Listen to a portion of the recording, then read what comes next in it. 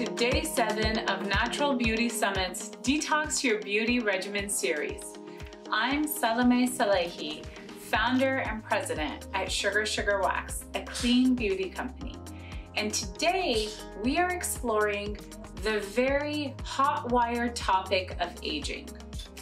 Now, I think of aging in two compartments, and I think for the purposes of this discussion, it's important not to confuse the two. One part of it is how we think about aging, how we see ourselves, and even how we think about this journey of life. Aging isn't inevitable. It's a privilege because not everyone gets to age. Now, this reality hit me really hard in recent months when I lost one of my best friends who was young and healthy, but just happened upon a totally freak accident. That's when I started to think about aging differently. The second part of aging is the tangible part, the so-called signs of aging, like wrinkles, spots, loss of elasticity in the skin, or gray hair. Well, as it turns out, we have quite a bit of control over both. Now, I'm not here to tell you how to think about aging, but I think that we can agree that our thoughts are well within our control. My guest, Dr. Ben Johnson, has spent an enormous amount of time on research and exploring the second part of aging. And today he is here to share with us some of his learnings and even secrets. Now, I'm not gonna let the cat out of the bag or anything, but I was quite surprised to learn about the role of fat in the aging process. Stay tuned for my varied and rather out-of-the-box discussion with Dr. Ben Johnson.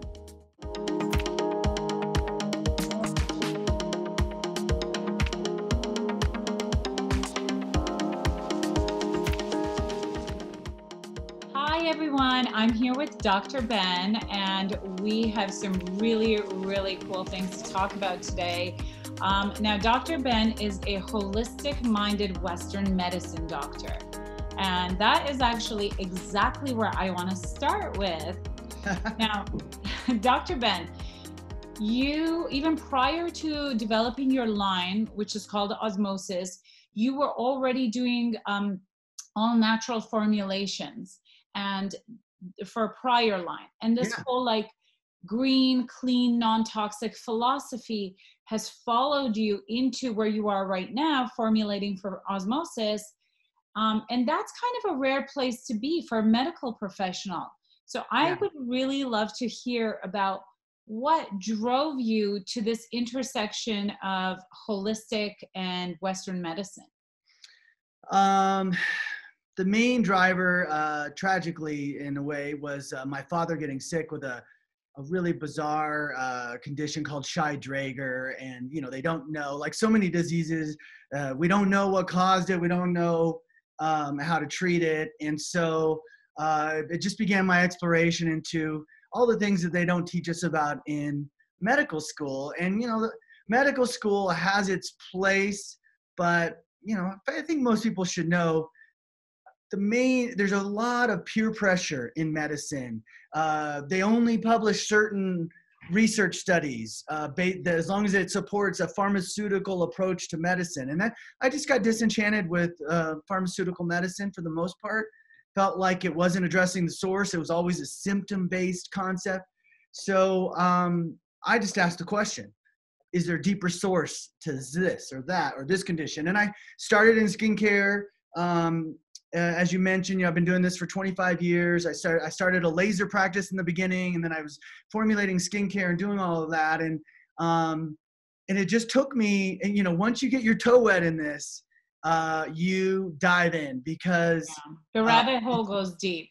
It's fascinating. Yes. And there's conspiracies around it maybe, and all these other things you can chase, and you can go deep into rabbit holes about where these toxins are coming from, why they're even being approved for ingestible use, pesticides and specifically in that case. But the net result of this has been just something I'm incredibly passionate about. something that I found some really exciting information that I think we'll share today. And really, we've done things that provide hope for people that become hopeless in an environment where the medicines just make them sick. Not being on medicine, they're sick and they don't know what to do.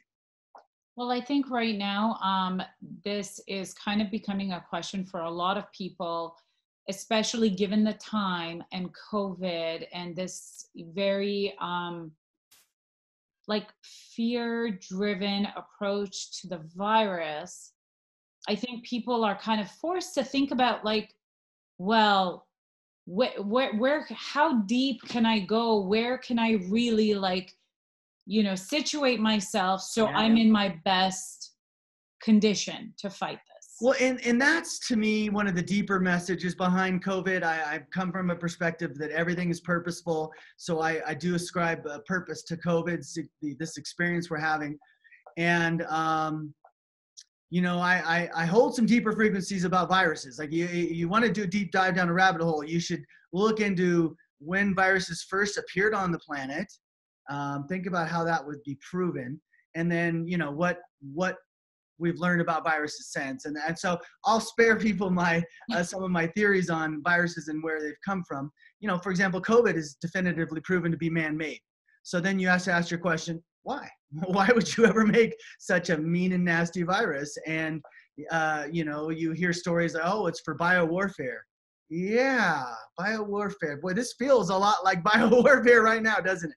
So anyway, but one of the things that I think is great about COVID for us, for Americans, for people listening to this all around the world, is it's a chance to refocus on your health, because there's no question the people who are healthy are getting through COVID pretty easily. And the people who weren't prepared or who are on medicines that are hurting them are having much more of a challenge.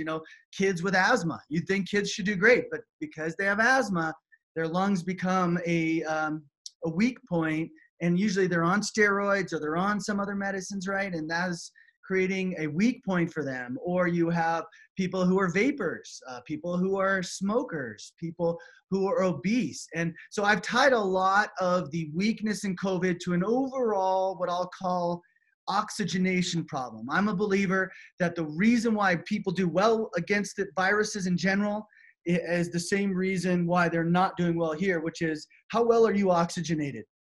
And that comes down to lung health. So clearly people with asthma, less oxygenated. So it's a setup for an environment for that virus to thrive.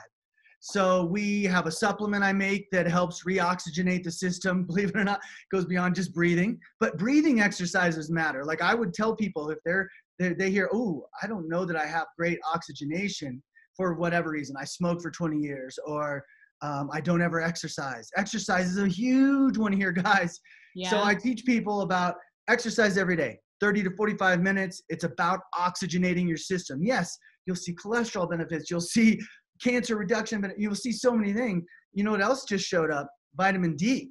So I have always been a proponent that people should be on going out and not protecting themselves, get non-burning sun rays, right? Getting sunburned is where you get skin cancer, not getting sun. I believe sun is actually rejuvenating to the skin and body. People have been taught to stay away from the sun, put sunscreen on every morning before you even go outside for 5 minutes.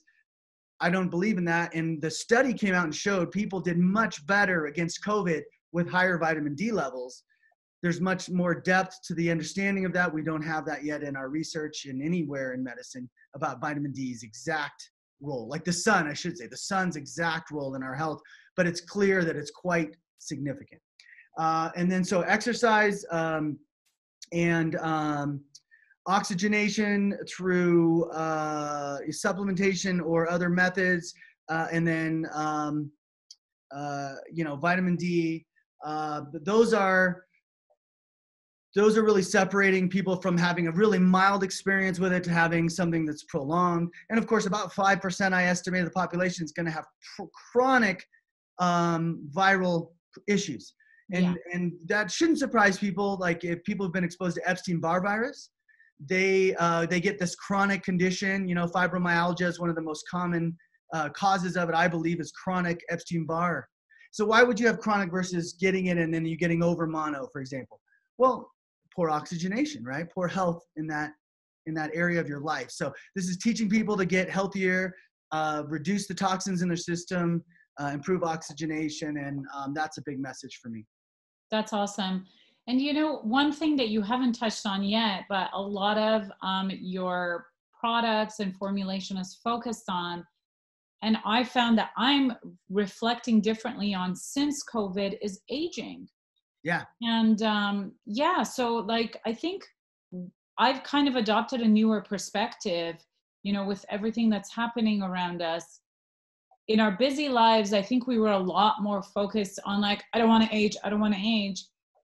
And now I'm starting to see aging as somewhat of a privilege because not everyone gets to age. Oh, that's a nice perspective. That lasts about as long until you get to your magnified mirror in the morning and like, screw that. Well, I think there's something to be said about aging gracefully and Yes. aging healthfully. I wish it could happen. Boy, let me speak to that on a couple of fronts. First of all, fillers gotten out of control. Okay. I don't know. This happened a few decades ago, everybody. You might have recalled a moment when breast augmentation really became the thing. And all of a sudden, instead of wanting natural looking breasts, everyone wanted the fake looking breasts because all the celebrities were so thin, all their breasts looked fake. So they went to the plastic surgeon and said, that's what I want. And what's happening right now is a similar effect. So there's this one of the cool stories I want to share with your audience is about fat pad atrophy. So one of the main reasons we look older is because some of the fat pads on our face shrink at an accelerated rate. I've learned I'm right now putting out a theory, super excited about, because I have a way to replace your fat pad losses without doing filler. But so what happened is everyone was losing their fat pads, and you don't notice it as much if you're heavy. So half the population was gaining that, 5 pounds a year strategy, and that was making up for the fat pad losses. So you couldn't, they still looked somewhat taut. But the other half trying to keep themselves in shape longer, as they age, they would saw the big cavities right here in their eyes, right? They would see the lines starting to show up between their eyebrows and their forehead wrinkles starting to show, right? And those are the two main zones, also upper eyelid, are the main zones of where your fat pads lose volume. So people were going in injecting these fillers, and they were, you can only do it in so much of an artful way. So you end up just making bigger cheeks. And so you look around you. I mean, every news anchor, every celebrity, they're coming out with these bigger cheeks, which I think lessens their beauty, because beauty is definition, and they start losing definition. So I'm here to tell every listener, don't do fillers. Stop. If you're doing fillers now, know they stay in your face for years. You need to stop now because they're literally floating around. A lot of women don't even know when they put filler in their lip, it migrates into their upper lip entire zone up to their nose. So they get this big fat lip look. This look. Yeah, this look. And they have to literally go in and inject a filler breakdown thing called hyaluronidase. And they should, by the way. And so I'm an anti-filler guy. I don't think it makes most people look better. It can in some, obviously, with his atrophy. So we came up with a product that refills your fat pad. It's called Recovery. We just literally launched it yesterday. Where the before and afters are coming to get everybody excited. It also refills the fat pad that's lost during pregnancy and breastfeeding in your breasts. So you literally replace breast volume loss if you did lose volume during breastfeeding. So it's really fascinating. So is that in the form of a supplement or topical? Yeah, it's a supplement. Oh, okay. Interesting. Yeah. It's a special oil blend I found that is incredible. It also restores your prebiotics.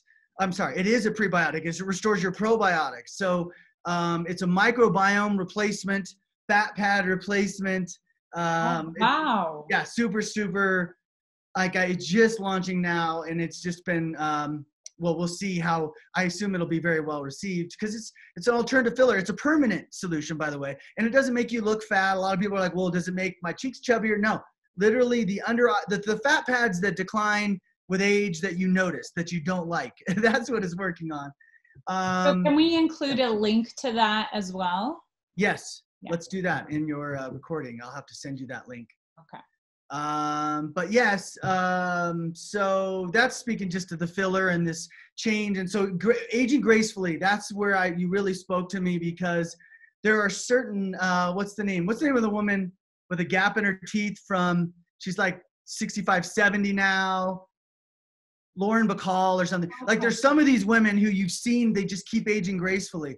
But the challenge you have with aging gracefully is that fat pad loss, because usually those women are keeping themselves very svelte, and therefore their face looks gaunt in that. And so it's hard to age gracefully in this new fat pad destroying world. And it's sugar and alcohol are the main destroyers of fat pad. And so some people get dark circles and they're like, why are my eyes getting dark? Well, they'll see these little white dots in above their whiter redness right here.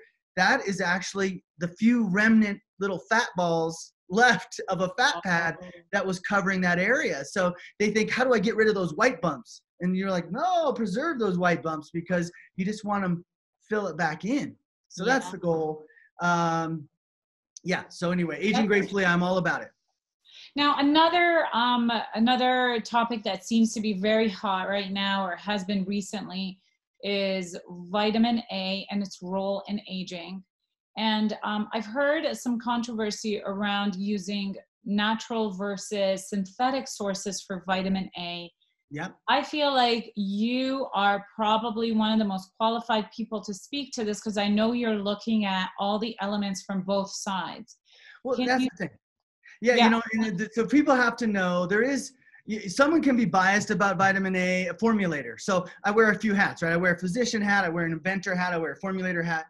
And my vitamin A journey, it's a 25-year journey. It starts with Retin-A. Everyone thinks Retin-A is the gold standard. Don't ever use Retin-A again. Retin-A thins your skin by 18% in the first year, according to a huge clinical trial, and by as much as 30% over 4 years, according to a different clinical trial. And the reason why it thins your skin, when it is a very important ingredient in your skin, is because your skin controls it so precisely. And when you just apply vitamin A in a sort of a let's just rub it all over model, first of all, it's going into the wrong places at the wrong times, and it actually is wounding the skin. Retin-A is very, very toxic to the surface skin. When it's used in your body makes it and sends it to its destination in an instant, and then it's utilized and it's gone. Whereas if we rub it on our face, it's damaging our epidermis. If it gets to the dermis, which some of it does, it's damaging our dermis, because again, your skin didn't say, yep, it's time for that. Everything is about timing with the skin. So that's Retin-A. And then you have all these other retinols. And I can choose all of them in my formulating efforts. So it's a matter of, well, what is the most bioavailable? It's a term I would love your listeners to learn more about, which is this vitamin A actually being used for what they're saying it's being used for, number one. Number two, is it even something your skin puts to use, or is it just a source of irritation? And so that was a big part of my formulating mentality. And what I've learned is basically most vitamin A's are not doing what they've been asked to do. They don't make your dermal collagen thicker. That's where wrinkles come from, is your dermal collagen loss. And so look at every study. And that's what I did, by the way. And part of my unique perspective is I analyzed every study on vitamin A. And what I found was they all thicken the epidermis, but none of them were shown to thicken the dermis. And so then you have to say, well, what's happening there? Like, do I need a thicker epidermis? And in general, I would tell you, at your age, at my age, epidermal thinning is not as significant. It is as you get to your 60s and 70s. So yeah, neither here nor there on that argument. But that's the reason why vitamin A has been found to improve fine lines, because it's thickening the surface of your skin, which is temporary. No permanent change happens there. And it's doing it by damaging it. And that's the other thing. It follows in line with the same line with the alpha hydroxy story. The reason for decades people used alpha hydroxys like glycolic acid was because it swelled their skin from burning it and so they're like, wow, I'm instantly younger. Thanks. I really like it. Well, that's not a good long-term. In fact, what they found is alpha hydroxy acid used chronically increases your skin cancer risk and causes more sun damage and all that. So Um, we've gotten a lot of misinformation over many decades, and unfortunately, dermatologists are not ingredient junkies. They're research junkies. So they're only going to read the research that's printed in the manuals, and the only ones printed in the manuals are the pharmaceutical companies' research studies. And so you say, well, Dr. Johnson, and I'm a general practitioner, by the way, you say, Dr. Johnson, like, how can you contradict this world-renowned dermatologist? And I'd say, because he's not asking questions anymore. He's following the rules. He's following what was told to him. He's following the peer pressure. But I can tell you my deep dive is proven without a doubt, either through a couple of double-blind placebo-controlled clinical trials or through years and before and afters you can't believe, right? I don't know if you've seen some of those, but years of evaluation and it's not, things aren't what they seem. So you go out and you say, well, but my esthetician says I should use trans retinol. Well, she got that from some literature, but I'll tell you why I don't believe in it. I don't believe in it because it only helps fine lines, and when you stop using the product, the fine line results go away. So I want to use permanent result driving strategies that can't involve wounding the skin. Most vitamin A's wound the skin. So I ended up with something called retinaldehyde. It's a stabilized liposome-delivered retinaldehyde. It's a very unique molecule. But that has proven to be the best choice for vitamin A. And again, another way to age gracefully, because this approach I'm taking of a holistic approach to rejuvenation, if you will, is the age gracefully model. But the only difference is when you give your skin the opportunity to fix things, and you can only do that holistically, right? You got to create an environment in your skin where it has the most food available, the most tools for repair available, and you're not also hurting it at the same time.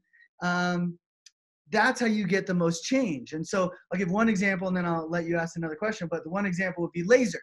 So someone goes in for a laser treatment. You could argue that when 24 hours after the laser, their skin is full of all kinds of immune cells because you burn the bejesus out of them. And so you could say, well, isn't that rejuvenating environment? No, because the only reason they're all there is not to make your skin healthier and better. It's to respond to a tsunami of damage that occurred the day before. And so this is where we got lost in the story, where it's like, oh, but how about a little bit of damage? Or how about a medium amount of damage? What is it that creates real rejuvenation? And the true answer is no damage. No damage, because that will only trigger repair of the damage, and it won't fix your 10 years of losses in collagen due to aging. So that's the theory.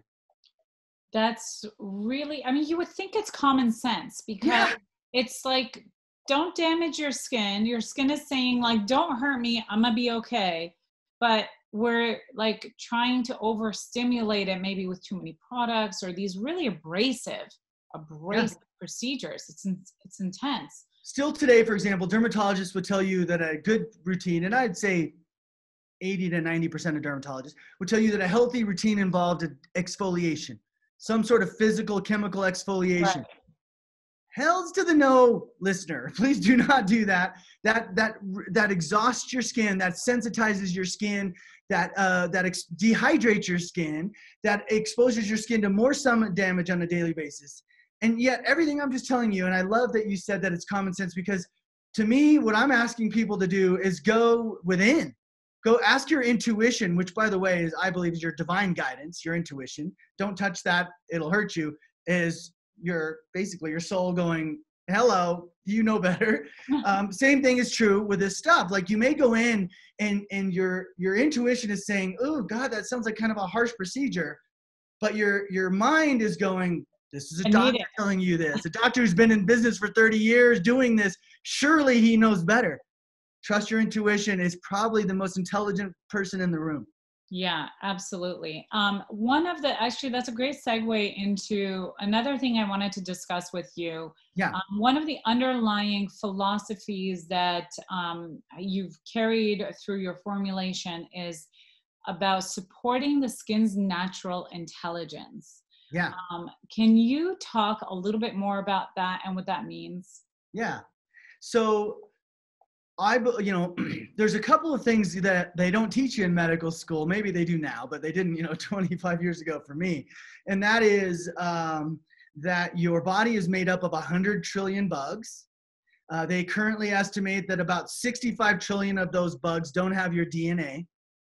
And your body is performing in a miraculous level. I mean, honestly, it's one of the fun things of having gone through all the medical training that I have and now looking at the body from this holistic perspective is I'm in awe.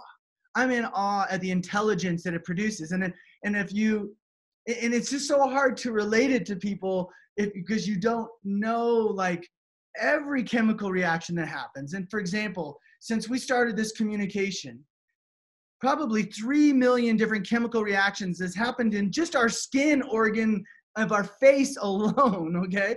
So if you can just imagine, and all in perfect timing, all with the perfect outcome, like who are we to question the innate intelligence of the skin? And so when you grab onto these as the, let's call it the platform of a philosophy, which almost no physician does. Most physicians say, oh, your body just broke. Oh, you have lupus, your body broke. Oh, you know, you have eczema, your body broke. And I'm here to tell you no. Everything in the world, all disease, this is my core philosophy.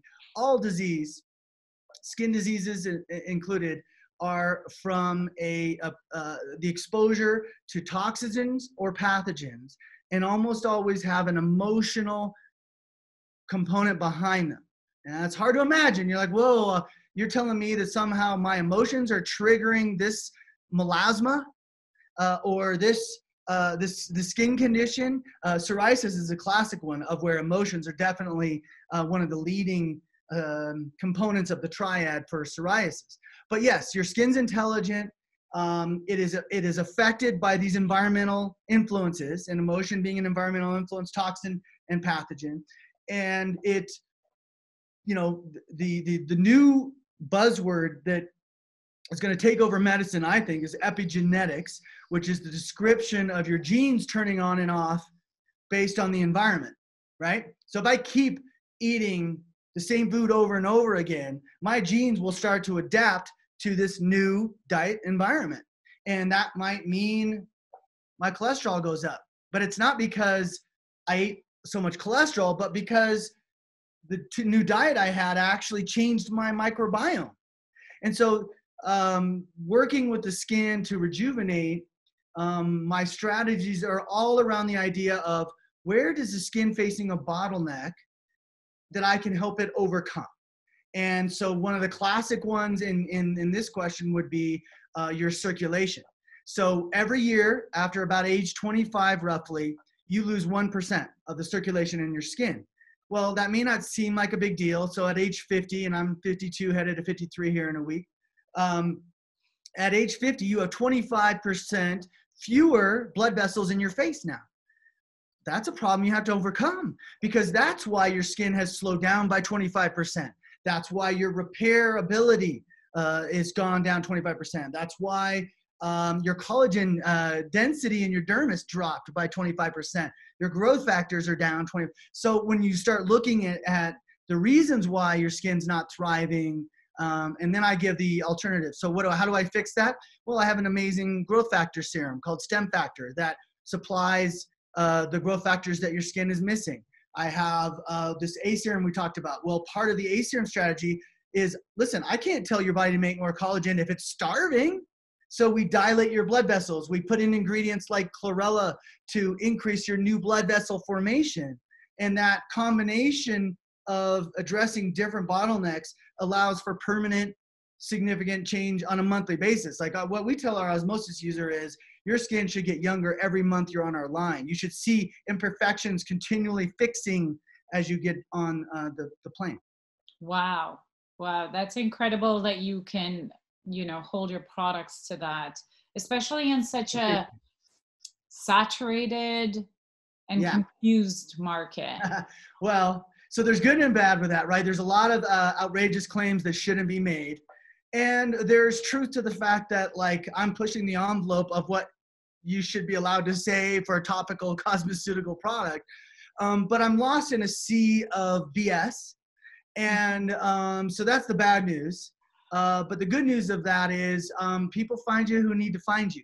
And so what we're finding is a huge onslaught of health issues coming at us, for which we are doing extremely well.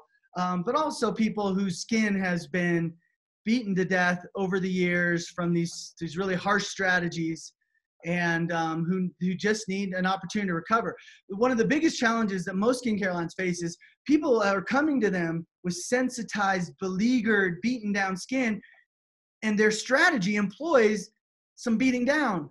And so the product's not working for people. So it's helping, but it is, but you're right. I mean, in today's age, you know, some of my inventions, I was like, really? More people aren't talking about that? Did you know, for example, I have a drinkable sunscreen?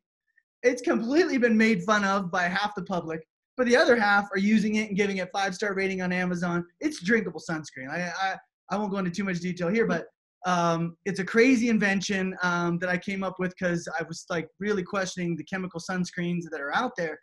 And anyway, crazy but true. We did a double-blind placebo-controlled clinical trial to prove how it works.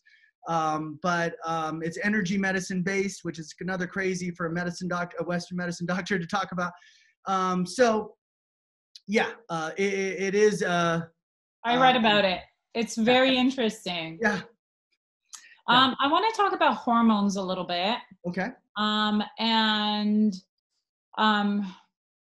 I read something actually on your website. One of your recent posts was around vellus hair, like peach fuzz. Yes. And it caught my attention right away because I've been noticing recently that we're getting a lot of demand for the sugar for facial use from an older demographic.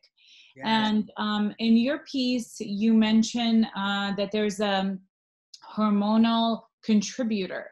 Are you able to talk about the specific hormones involved and how, I think it's your skin defense line that is formulated to help with that? Well, and let me say first that you're picking up a component of what's happening, but there's an epidemic happening. And the epidemic has a different points you can look to. I think they're all related, just so you know. You could look to the epidemic of breast cancers in women, right? The breast cancer rate. And I'm here to tell you that I think I know the main causes of breast cancer. It's not a genetic thing, although you could certainly have genetic predisposition. But you could look to peach fuzz. It's all under the same category. So let me tell you the broad umbrella this all falls under, which is the poisoning of America with what are called xenoestrogens. So xenoestrogens, another name that can be used is estrogenic toxin. Endocrine disruptors is a term people have heard of a lot. And you can have androgen, which means male hormone disruptors, and you can have estrogen. The epidemic is in estrogen disruptors, and it's causing an epidemic of infertility. It's causing an epidemic of masculinization of women. It's causing an epidemic of abnormalities, including side, and I'm not saying it's direct, not all these are directly related, but some of them are closely related. So endometriosis, fibroids, irregular menstrual cycles, facial hair, oily skin, hair loss on the scalp, PCOS,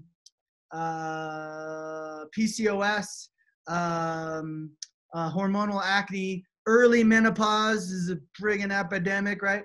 Okay, so how does it all work? It all works because of a very explainable set of events. For some reason, the FDA has allowed all kinds of food preservatives and pesticides to be put into our foods that are endocrine disruptors. And what they do when they go into your body is they signal or they have an impact either on blocking an estrogen receptor or on creating an estrogen influence. And going back to our body's super intelligent, when our body picks up these new environmental components, it adapts, changing genes, doing different things. So sometimes there is a literal reaction. So I think cysts on the ovary, PCOS, polycystic ovarian syndrome, is a literal reaction to these chemicals. And so it's a matter of binding the chemicals. That's what the skin defense does, is it binds estrogen and other toxins in the system. And so slowly over time, what happens when you're poisoned is your body makes less estrogen to protect you. It literally says, whoa, these are carcinogens, meaning they're cancer causing. They're in your body. They have hormonal influences. They're depositing in your breasts and in your feminine organs. And it's dangerous for me to keep your estrogen levels high. I'm going to start binding some of your estrogen. I'm going to start lowering your estrogen production. And so it doesn't do that for testosterone. It doesn't do that for progesterone, just the estrogens. And, there's 3 main estrogens. It's probably affecting all of them. So as a result of this, you become testosterone imbalanced. You're not making too much testosterone, but your body has the regular levels present while your normal estrogen levels are low. And where it gets confusing for people is they call this estrogen toxicity, and they're thinking, but I went to the doctor and my estrogen levels are low. I don't have estrogen toxicity. You have estrogen toxin toxicity, not your natural estrogen. Your body would never make unhealthy amounts unless, you have a tumor in some weird place. So really important component. So what ends up happening is if you're progesterone dominant, not overproducing progesterone again, but again, imbalanced. If you're progesterone imbalanced, you don't ovulate, you bleed heavy, you can bleed spot bleeding, bleed for longer, all that stuff. If you are testosterone imbalanced, and you can have both of these going on at the same time, you are oily skin, your facial hair starts to expand. For men, your back hair starts to grow more extensively, and hair loss occurs, right? So all of those are this picture that women are seeing early menopause. Why do you get early menopause? Because your estrogen's literally, it's already on a natural decline, which, by the way, I believe that menopause is purposeful and perfect and brilliant. And so you should go into it thinking, if I went into this without all these estrogen poisons in my system, I wouldn't have symptoms. Like, I know women listening to this are like, yeah, my friend had an easy breezy menopause and no hot flashes, no sleep disturbance. Why? Because she wasn't estrogen toxic. Now that is becoming a rare breed, but it exists because we were supposed to be this way. And so trust the body is supposed to be that way. You got shoved into menopause early. Your body is now imbalanced. It's producing oil and hair. So we bind up these estrogen toxins, and over a period of 1 to 12 months, there are women who are so bad they don't respond for a while. Okay. By the way, one of the other critical aspects of estrogen is all the women listening who can't lose weight. They're like, what? I am eating 1,200 calories a day. I'm exercising 30 minutes every day. What the hell am I not losing weight for? That is an imbalance of your hormones causing that. So it takes a little while. You take skin defense, and if they're really bad, I'm having them take 3 capsules a day instead of just 2. But it's just that easy. 2 in the morning, ideally on an empty stomach, boom. And then I'm putting them on my hormone relief elixir, which cannot work if your estrogen level is completely low. It is not actual. What it does is it excites your estrogen. It excites all your hormones. So if your estrogen's too low, it won't even register. So oftentimes, if it's a severe estrogen toxic person, I'm looking at them at 3 months starting to respond to the hormone elixir. Then their hot flashes go away. Then their sleeping improves. And then hopefully, by 6 months, they don't even need the elixir anymore because their natural estrogen is up. But that's the explanation. Totally get why you're seeing that. And yeah, it's an epidemic. Thank you for diving so deep into that. That was really insightful. I'm going to jump around here though, because like I said, there's so much that you're doing. I'm just trying to hit like the top highlights. One of your company's mandates is to help improve the quality of water around the world. Yeah. Which I think is so, so epic and important, especially now that we are really starting to see the quality of like just local municipal water really deteriorating.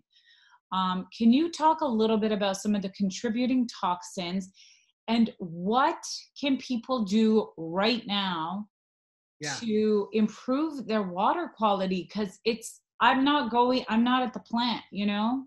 It's Oh, so out of our hands. it is. Talk to me. It's really developed into a political question. So my main approach right now, because I mean, I don't have the resources to go out and picket plants that are part. Well, one thing I'll say is what's interesting is right now water's getting clearer, air is getting clearer. Like one of the beautiful things about COVID, because there's not many of them, is what's happening on the planet as far as now all of a sudden Japan can see Mount Fuji for the first time in a decade or whatever. You know, China can see their hills. We're having like Denver doesn't have smog. You know, actually starting to come back up again. Darn it. But yeah, so there is an opportunity right now for us to revisit, do we like it this way? So a couple things I want to remind people: you're made of 70% water, just like the planet. It's not a coincidence.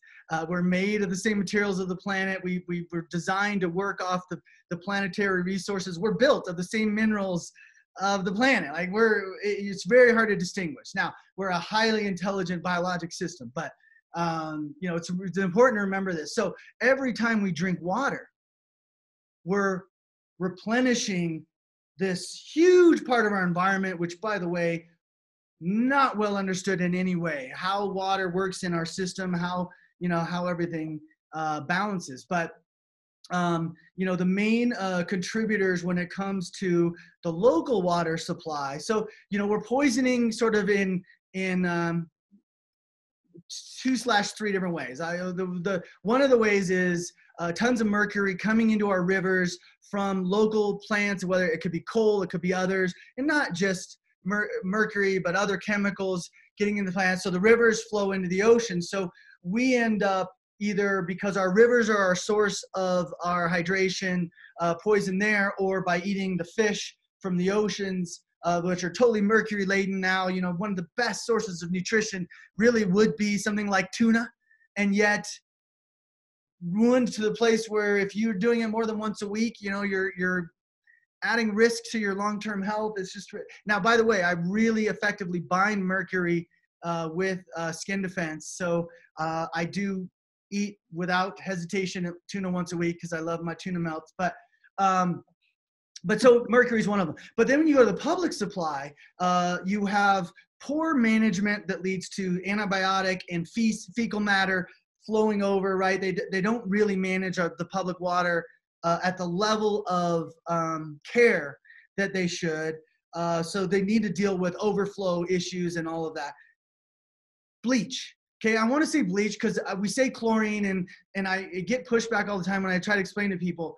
They don't just use chlorine. It's always a chlorine oxygen molecule. And because a chlorine on its own is not a great disinfectant, you need the chlorine oxygen. It's brutal. It's called bleach, people. So just so you know, bleach comes in many different forms. It's crazy to the point of this. I got one story for you. My ex-wife, and I know the story because obviously my kids' health is very important to me.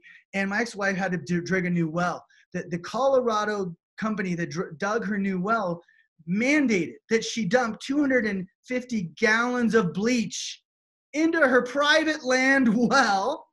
And I'm like, what? And they said, listen, we'll get a fine from the government if we don't do that. Every new well needs 250 gallons of bleach. What? Right? And so the amount of bleach they're putting in your states is at ridiculous levels. Bleach is a hormone toxin, people. So it's an endocrine disruptor. It's estrogenic in nature. It is, it shouldn't be, you know, there's a reason why Europe banned bleach from swimming pools, right? The women were getting side effects from being in the swimming pool all day long in the swim teams and stuff. So yes, so bleach is a major contributor. Of course, you have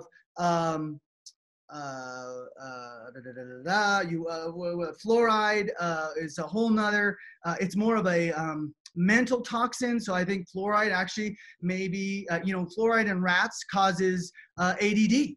So we have this epidemic of ADD in our children, and we started adding fluoride when that kicked in. Interesting, correlation. So no, fluoride has no benefit when you drink it to your teeth. We should be voting it out of public water systems across the country. So that's a major one. You know, there's some other ads that are being done to water supply. So my main goal when I say I want to help the planet is to bring this awareness to people, is to teach them that, hey, let me show you this, this, and this, and your health problems are particularly related to you drinking public water. Speak out about it. Don't, it's no longer should we be told, like I talk to these clients who say, all of a sudden I got a huge rash on my chest, Dr. Johnson. What happened? I said, okay, well, that's bleach. So what happened? Oh, well, they did a well treatment on my land because every year my water smells, I have to treat it. That's a terrible dilemma to be in, where you've got such nasty water that you have to pour bleach into it in order to make it drinkable. But yes, that's what caused your rash. So what I'm doing is going down that path. And I just think right now when we're asking, well, what company should come back online? I'm just questioning whether or not we should be putting companies back online that poison the planet in a huge way. And hopefully that'll be some of what shakes out here. So in terms of what we can do about the quality of water, and tell me if I'm wrong, but my understanding is if you boil water to 100 degrees, you can remove some of the bleach evaporates. Like, what can we do? What can we do? Kind of, some evaporates, some concentrates. Like, I'm not sure boiling water. You know, boiling water to me, the main effort is for if you have bacterial bacterial overgrowth in water. Listen, there are filters out there that can filter chlorine. If you live in an area where like Florida and Texas, off the top of my head, have really high chlorine public levels, you want to put chlorine filters in your shower and on the water you drink from the sink that you cook your food in.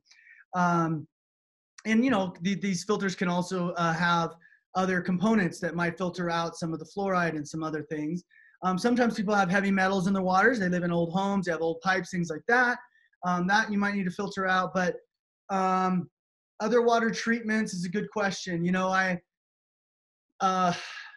gotten to the point now where I'm literally tell people you're going to have to move, because they're living in a farming community where their pesticides are overwhelming their public water supply. They're going to die of cancer if they don't move. And I know you're like, but I don't have the budget to move. And what do you mean? And it's like, listen, this, and this are happening to you physically right now.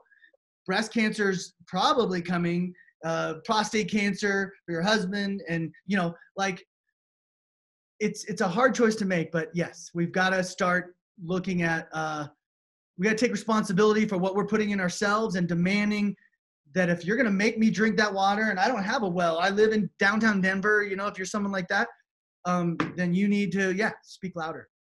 So my understanding is also a lot of municipalities will test a sample of water and tell you exactly what's in it. Yeah. So they usually have an analysis of their water. But you know, I'm going to tell you about tricks. So an interesting trick that happened, because I'll go back to my ex-wife for a second. I raised a big stink about it. And I'm like, well, let's test the water. And they tested it and they said there was no bleach in it. And I'm like, wow, that's interesting. What's happening is there's 10 different kinds of bleach. What are you testing for? Right? And so I'm curious, and I couldn't, get further because it's an ex-wife, but I'm curious for the people who are testing their water, when it comes back as no bleach and they just dumped 250 gallons in, well, did you test for the specific thing they dumped? And that's what I think may be happening for a lot of people, is their municipalities are giving sort of false information because they're not testing for the right forms of bleach or the byproducts or whatever. Interesting. So I guess self-education and asking some really and let your own body tell you, like, how are you doing? And so let's do an analysis. I can tell you from your skin, like if you're getting too much chlorine, you're breaking out in your chest and your back. Okay. So that is the tell for you're getting too much. If you're getting too much pesticide, you're usually breaking out in the front or the back of your neck, maybe into your scalp. That's pesticide. Okay, so there are tells in the mapping, which I can't remember if it's one of your questions or not. No, but I mean, do tell us. Okay. I was actually just going to ask you if you have any final like tidbits to share. And I think that's a really great one to end with. I love That is great. Okay. So first of all, I don't distinguish typically between rashes and acne. It's all toxin purging, right? And so even if you have a virus and all of a sudden you get this rash, what you have to imagine is the viral particles are coming out of your follicles. It's a toxin purge. The reason why it's rashy is because the skin's reacting to the toxicity, okay? So the tells in the maps, this is another thing, 20 years of research on this, is basically this. Let's go with the face first. So from the conversations we've been having today, the things that people need to know is if they're breaking out along their jawline, an inch above or an inch below your jawline, not in the middle of your chin, but right outside that, that's caused by food preservatives, endocrine disrupting food preservatives. This is another source of endocrine disruption in the body. And again, you bind it with skin defense, but that's your tell. So people say, why? I don't know why I get hormonal acne all the time. It's because you've been eating too many fast foods, too many things that could sit on a shelf for weeks or months, right? That's food preserved foods. Our economy has moved to that in a tragic way. We should go back to regional farming if we could. Okay, then you go to breakouts from this place up, so the whole forehead, temples, cheeks, that is caused by candida overgrowth. The main cause of that is, well, I'm trying to keep it simple for your audience, but it's a bit common. You know, they can go to osmosisbeauty.com if they want to do their own skin quiz where they can map it out. Okay, yeah, we'll definitely include we'll put that link. Okay. But it's candida. So what causes candida? Sugar, hormones, in particular progesterone, and mucus forming foods like dairy and fried food. Okay. So that creates this kind of rash. Now, if they are seeing their cheeks get really red and flushing, or their forehead, and especially if they have a glass of wine or something, they have rosacea. And that means their digestive tract is inflamed and they need to address something is damaging their digestive tract. It gets really precise. So like if they have redness or capillaries on the sides of their nose, that's acid reflux. So they have a problem digesting food and they need to address their food digesting problem. If they have redness on their eyelids, then they are stressed. It is a pure stress reaction. It looks like eczema. They'll go to the derm. The derm will tell them it's eczema. Do not put steroids on your eyelids.